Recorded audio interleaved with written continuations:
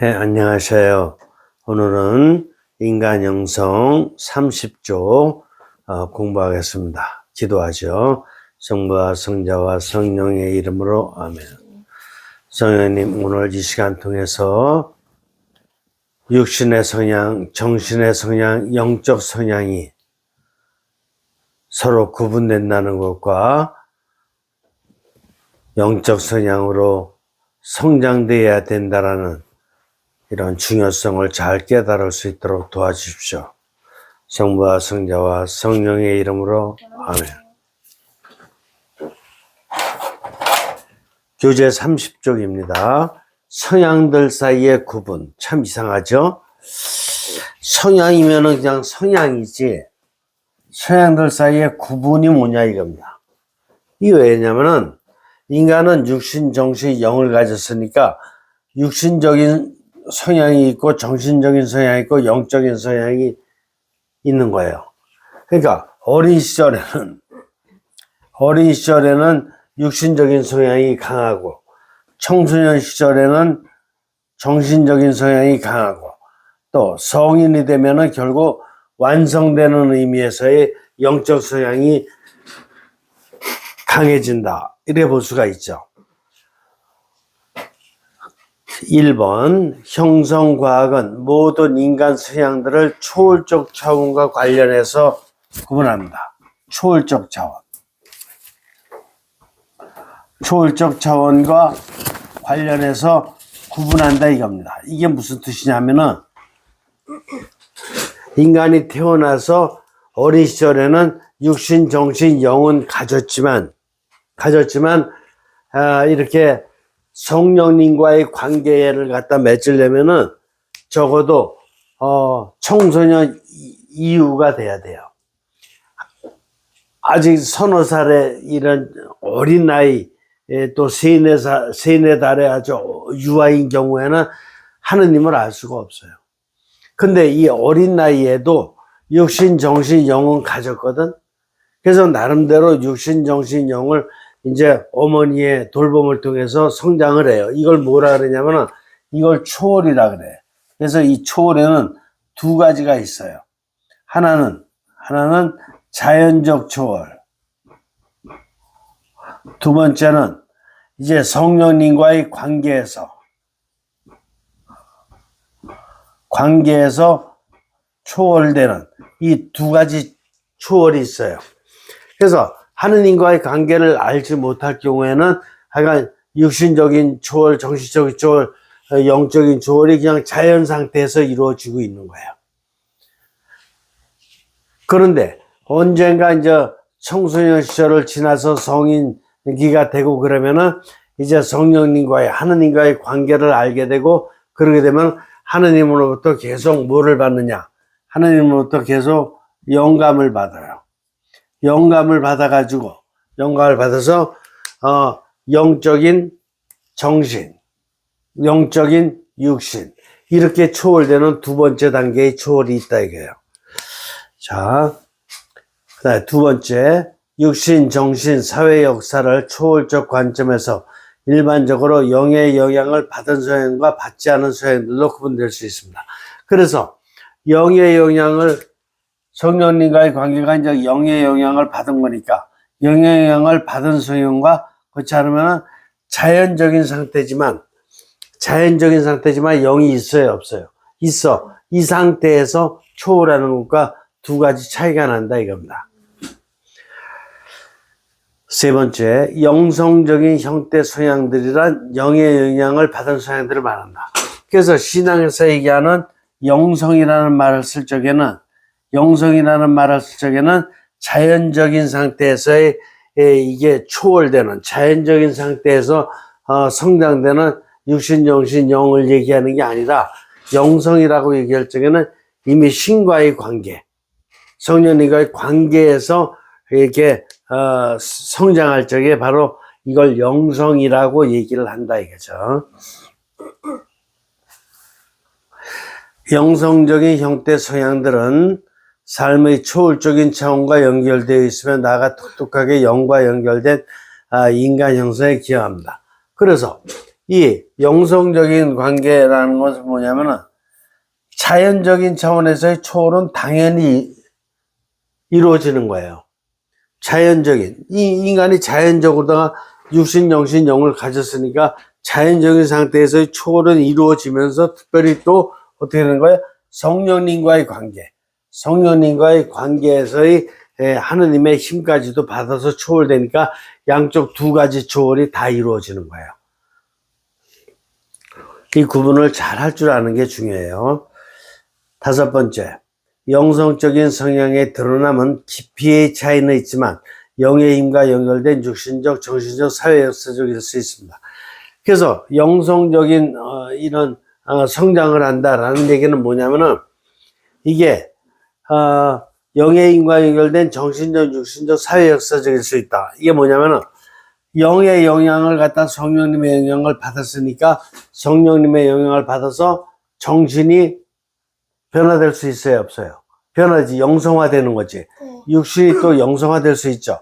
그리고 나서 이것이 이제 사회 역사랑 관계를 맞으니까 사회 역사를 관계 맺는 데 있어서 나의 가족들을 영성화시킬 수 있고 나의 친구들을 영성화시킬 수 있고 또 나의 가정 분위기를 영성화시킬 수 있고 이렇게 사회 역사까지도 다 영성화시키게 된다 이런 뜻이에요.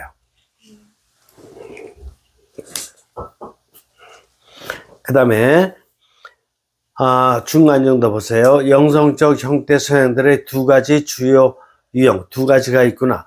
첫 번째 유형은 초월적인 차원과 관계를 맺고 있는 것들입니다. 이게 바로 1차적인 거 이미 얘기를 했어요. 이게 초월적인 차원과 연결된 거예요. 그러니까 이 인간이 태어났을 적에 육신, 영신, 영을 가지고 태어났기 때문에 그게 자연적인 상태거든. 자연적인 상태인데 항상 초월과 연결돼 있어요. 그래서 육신이 성장하면서 초월되고 정신이 성장하면서 초월되고 영이 또 하느님을 알게 되면 성장하면서 초월되는데 이것이 바로 1차적인 초월이다. 자연적인 초월이다. 이렇게 보는 거예요. 두 번째 유형은 인간 영과 제휴 관계를 갖고 있는 것입니다. 인간 영과 이제 관계를 맺어가지고 요까지가 자연적인 초월이라고 봐야 돼요.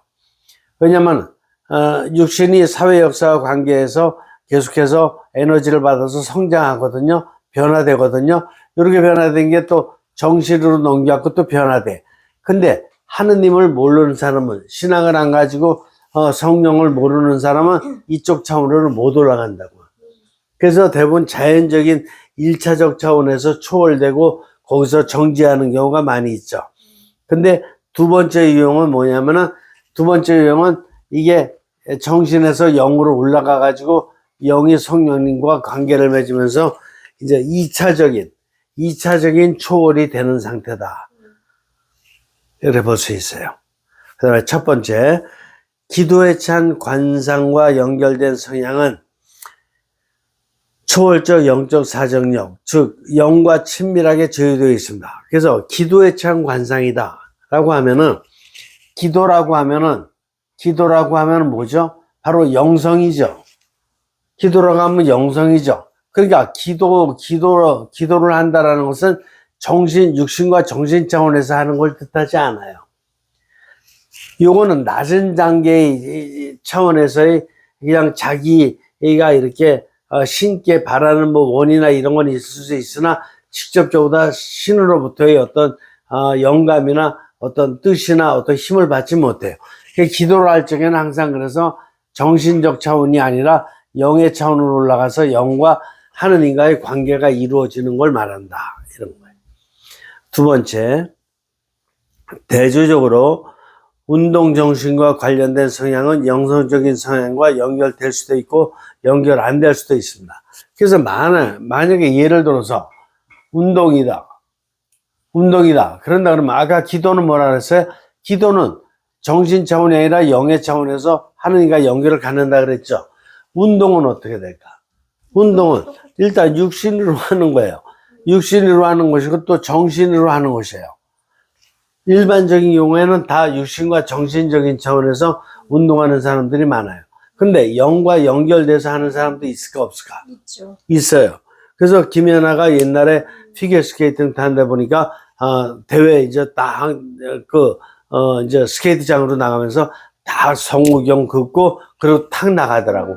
그럴 적에는 바로 영과도 연결되는 거예요. 그래서 기도라는 것은 항상 영과 연결되지만 운동이라든가 아니면은 설거지를 한다든가 아니면 직장에서 근무한다든가 이럴 적에는 영과 연결될 수도 있고 안 될 수도 있다. 그 다음에 세 번째, 운동 정신이 영성적인 성향과 연결되어 있지 않을 때 이것은 2차적인 단계에서 영의 힘을 받을 때 영성화됩니다. 그래서 운동을 할 적에 육신과 정신만으로 얼마든지 할 수 있는데 어떻게 되는 거예요? 이제 영의 힘을 받을 적에 영성화될 수 있다라고 볼 수가 있는 거예요. 다섯 번째, 영적 초월은 운동 정신, 운동 육신과 같은 성향의 원초적인 구조에 내재되어 있는 것은 아닙니다. 그래서 영적 초월이라는 것은 원초적인 구조에 연결되어 있는 건 아니에요. 이게 무슨 뜻이냐면은 이게 인간이 육신, 정신, 영으로 되어 있지만은 육신적인 초월, 정신적인 초월은 어떻게 돼요? 자연적으로 이루어져. 자기가 노력하면. 근데 영적인 초월은 성령님과 관계를 맺어야지만 이루어져. 그렇지 않으면 자연적인 상태로 그대로 남아있어요. 영의 능력이. 성령님과 연결을 맺어서 성령님께 갈망을 드리고 영감을 받을 적에 영적 초월은 이루어지는 거다. 구분을 알 수 있겠어요? 네. 자, 그 다음에 마지막 다섯 번째, 정신, 육신 자체에 내재되어 있는 1차적인 초월적 연결과 그 영과 연결된 2차적인 영적 차원, 영적 정신, 영적 육신 사이의 차별하는 영적, 정신적, 육신적, 사회 역사적 형태 차원들에 속해 있는 성향들과 관련하여 나타나는 다른 구분들의 토대가 됩니다.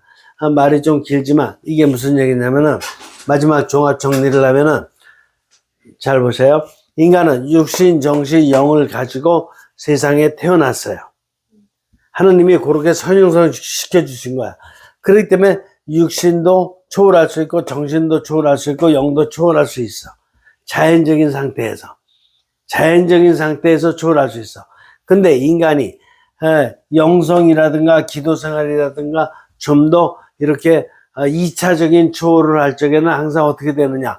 2차적인 초월을 하려면 하느님과 연결된 힘을 받아야 되는데 하느님과 연결할 수 있는 기능이 인간 안에 뭐냐면은 영이에요.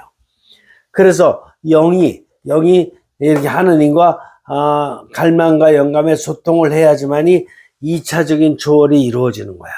그래서 하느님의 힘을 받은 영이 정신을 2차적으로 초월시키고 육신을 2차적으로 초월시키고 사회 역사를 2차적으로 또 초월시키게 되는 것이다.